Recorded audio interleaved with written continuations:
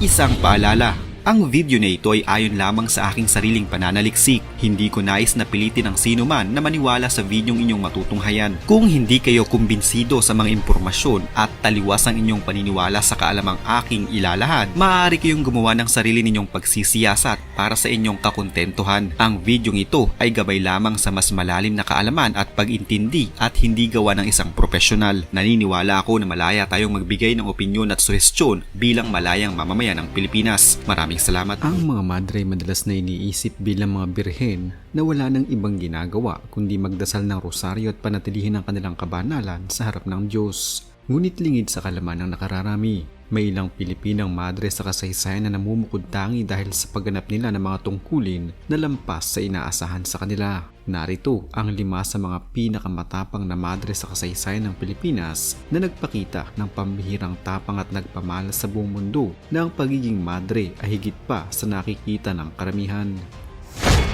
Hindi magiging kumpleto ang ating listahan ng mga kauna-unahang madre kung wala ang Filipinang nagsimula ng lahat. Si Marta de San Bernardo, ipinagmamalaki ng Pampanga at kauna-unahang Pilipinang madre sa kasaysayan ng Simbahang Katolika. Dahil sa umiiral na diskriminasyon sa lahi at kasarian noong ika-17 siglo sa Pilipinas, ang sinumang Indio na nagnanais pumasok sa kumbento ay agad na itinuturing na wala sa katinuan. Ngunit sa kagustuhan ng tadhana, winasak ni Marta de San Bernardo ang lahat ng hadlang. Isang Pilipinang marunong magsalita ng Kastila at nagmula sa isang mayamang pamilya. Si Marta, ayon sa isang kronikang Franciscano, ay isang babaeng napaka-maimpluwensya, maharlika at mabait, kaya't buong kumbento ay agarang humiling na bigyan siya ng kasuotang pannobisyado. Noong 1633, nakuha niya ang suporta ng mga Kastilang madre mula sa Royal Monastery of Santa Clara sa Intramuros sa Maynila. Gayunpaman, hindi sapat ang matinding suporta upang mapawalang bisa ang umiiral na pagbabawal, kaya tumanggi pa rin ang probinsyal ng mga Franciscano na tanggapin siya sa kumbento sa simpleng dahilan na siya ay isang Indio. Sa parehong taon, nagpasya si Marta na sumama sa isang grupo ng mga Kastilang madre ng Order of St. Clare sa paglalakbay patungong Macau upang magtatag ng isang kumbento doon. Sa paglalakbay na ito, sa wakas ay natanggap ni Marta ang kasuotan ng mga Poor Clare. Ang kanyang investiture ay naganap habang nasa karagatan. Pagdating sa Macau, isinagawa ni Marta ang kanyang panata at opisyal na naging kauna-unahang Pilipinang madre na siyang nagbukas ng daan para sa iba pang mga Pilipina na hindi lamang makapasok sa mga kumbento kundi makapagtatag din ng sarili nilang mga relihiyosong kongregasyon. Ang mabuhay sa gitna ng kaguluhan ay kalawang digmaang pandaigdig ay isa ng matinding karanasan. Ngunit ang mismong makasaksi sa isang malamig at walang awang pagpaslang ay higit pa roon. Isa sa mga nakaranas ng ganitong karanasan ay si Sor Paz San Buenaventura, isang madre mula sa lungsod ng Cebu. Sa panahon ng pananakop ng mga Hapones sa Pilipinas, hindi lamang siya naglingkod sa kanyang bukasyon bilang madre kundi naging saksi rin siya sa isa sa mga pinakakarumaldumal na krimen ng digmaan.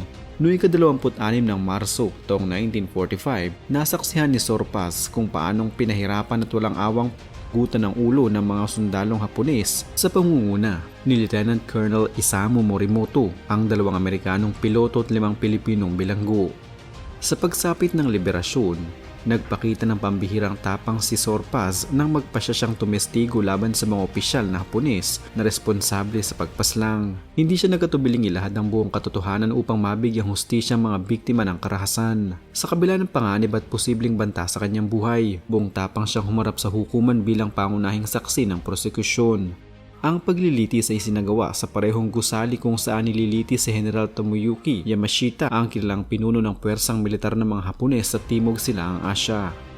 Sa kanyang matibay at detalyadong salaysay, nailahad niya ang mga kaganapang kanyang nasaksihan na naging susi upang mapanagot ang mga salarin. Dahil sa testimonya ni Sor Paz, nahatulan ng pagkakabit noong 1946, sina Lieutenant Colonel Isamu Morimoto at Captain Kasatoro Tsuruyama. Kalakip nila sa hatol ng kamatayan ni Tsunayu Toyagana, isang dating Lieutenant Colonel ng Military Police na responsable sa pagkamatay ng tinatayang nasa 500 bilanggo sa Fort Santiago, at si Kagahiro Mukay, pinuno ng isang unit ng mga sundalong Hapones na pumatay sa 50 Pilipino sa Davao. Ang kabayanihan ni Sor Paz ay hindi lamang isang patunay ng kanyang katapangan kundi isang paalala rin na kahit sa gitna ng takot at karahasan, ang isang taong may paninindigan at pananampalataya ay maaaring maging tinig ng katotohanan at katarungan. Ipinanganak bilang Esther Martinez. Si Sister Asun, tawag ng pagmamahal sa kanya ng mga nakakakilala, ay pumasok sa kongregasyon ng Missionary Sisters of the Immaculate Heart of Mary o ICM at kinuha ang kanyang bagong pangalang pangrelihiyon noong taong 1937. Nagsimula siya bilang isang guro at naging isa sa mga haligi ng ICM sa Pilipinas. Noong 1950, itinalaga siya bilang kauna-unahang Filipina na naging superior ng ICM. Isang makasaysayang tagumpay sa panahon ng mga ganitong posisyon ay kadalasang inilalaan lamang sa mga dayuhan. Mula 1959 hanggang 1969, nagsilbi rin siya bilang unang Filipinang miyembro ng Provincial Council ng kanilang kongregasyon na siyang nagpapakita ng kanyang kahusayan sa pamumuno at dedikasyon sa misyong pangrelihiyon at panlipunan. Sa edad na halos 60 taong gulang, tumugon si Sister Asun sa panawagan ng ikalawang konsilyo ng Vatikano na itaguyod ang isang simbahan ng mga dukha. Mula sa kanyang komportabling mundo sa larangan ng akademya, pinili niyang lisanin ito upang yakapin ang mas nakakahamon at mas mapagpakumbabang buhay sa piling ng mga magsaka sa kanayunan. Lumipat siya sa Iloilo at nanirahan sa piling ng mga manggagawang kampensino sa industriya ng asukal upang mas maunawaan at maranasan mismo ang kanilang kalagayan. Isa siya sa mga tagapagtatag ng Rural Missionaries of the Philippines, isang organisasyong layuning ipalaganap ang ebanghelyo sa kanayunan habang ipinaglalaban ng katarungang panlipunan. Nakipagtulungan din siya sa National Federation of Sugar Workers o NFSW at National Federation of Free Farmers o FFF, dalawang kilosang nagsusulong ng karapatan ng mga magsaka at manggagawa sa sektor ng agrikultura. Pagkatapos ideklara ang batas militar noong 1972, muling bumalik si Sister Asun sa Maynila upang ito naman ang kanyang pansin sa kalagayan ng mga maralitang tagalungsod. Dito, nakilala niya ang mga manggagawang kontraktual ng Latondenia Distillery na noong 1975 ay nagsagawa ng welga upang igiit ang kanilang karapatang magkaroon ng permanenteng trabaho. Sa kabila ng umiiral na pagbabawal sa mga welga sa ilalim ng batas militar, matapang na tumindig ang mga manggagawa upang ipakita na maaaring labanan ng mapanil na batas. Isa sa mga hindi malilimutang tagpo ay nang simula ng mga pulis ng Metrocom ang pag-aresto sa mga welgista at sapilitang isakay sa isang bus. Si Sister Asun na noon ay nakatayo sa harap ng picket line bilang taga-suporta ay hindi natakot. Mahigpit siyang kumapit sa bus at buong tapang na hinamon ng mga armadong pulis na arestuhin din siya. Sa kanyang aklat na I Climb Mountains, isinalaysay niya ang karanasang ito bilang kanyang ikalawang binyag. Aniya, nagkaroon ako ng bagong pag-iisip, bagong puso, bagong pananaw at bagong pag-unawa sa kasaysayan ng aking bayan at ng aking mga kababayan. Si Sister Asun ay nagretiro mula sa aktibong gawaing panlipunan noong 1983 at sumakabilang buhay noong 1994 dahil sa natural na sanhi. Sa kanyang hindi matatawarang ambag sa pagtatanggol sa karapatan ng mga maralit at manggagawa, ginawaran siya ng mataas ng pagkilala noong 2009 nang maisama ang kanyang pangalan sa Wall of Remembrance ng Bantayog ng mga Bayani. Tinuguriang madre ng kagalingan, si Eva Fidela Maamo ay isang natatanging halimbawa ng pagsasanib ng bukasyong panrelihiyon at profesional na karera sa medisina. Isa siyang madre at lisensyadong sirohano. Natapos niya ang kanyang pag-aaral sa medisina sa Velez College of Medicine na kilala ngayon bilang Cebu Institute of Medicine at sumailalim sa karagdagang pagsasanay sa ilang kilalang institusyon sa loob at labas ng bansa. Sa loob ng 3 taon, nagsilbi si Eva bilang manggagamot sa isang klinikang pag-aari ng kanilang pamilya sa Liloan, Southern Leyte. Taong 1969, siya ay pumasok sa Sisters of St. Paul of Chartres, isang kongregasyong relihiyoso. Sa kabila ng kanyang pagtalima sa buhay ng relihiyon, ipinagpatuloy ni Eva ang kanyang mga misyong medikal at walang pag-aalinlangang nagtungo sa mga malalayong lugar upang matulungan ng mga katutubo. Isa sa mga pinakatampok at di malilimutang karanasan niya bilang manggagamot ay naganap noong isang gabi ng 1974 sa Lake Cebu, South Cotabato. Isang babaeng asawa ng isang dating tiboli ang dumaranas ng matinding pagdurugo matapos mapunit ang kanyang ovarian cyst. Kinakailangan siyang operahan agad, ngunit ang pinakamalapit na paggamutan ay nasa kabilang panig na ng ilog. Dahil dito, mabilis na nagpasya si Sister Eva na isagawa ang operasyon sa loob ng kumbento ng parokya. Gamit lamang ang mga pinakapayak na kagamitan, isang kutsilyo, isang flashlight at 15 sisi ng lokal na pampamanhid. Sa loob ng kulambo at sa gitna ng mga insektong lumilipad, isinagawa ni Sister Eva ang operasyon. Matagumpay niyang nailigtas ang buhay ng babae, isang patunay ng kanyang katapangan at galing bilang manggagamot.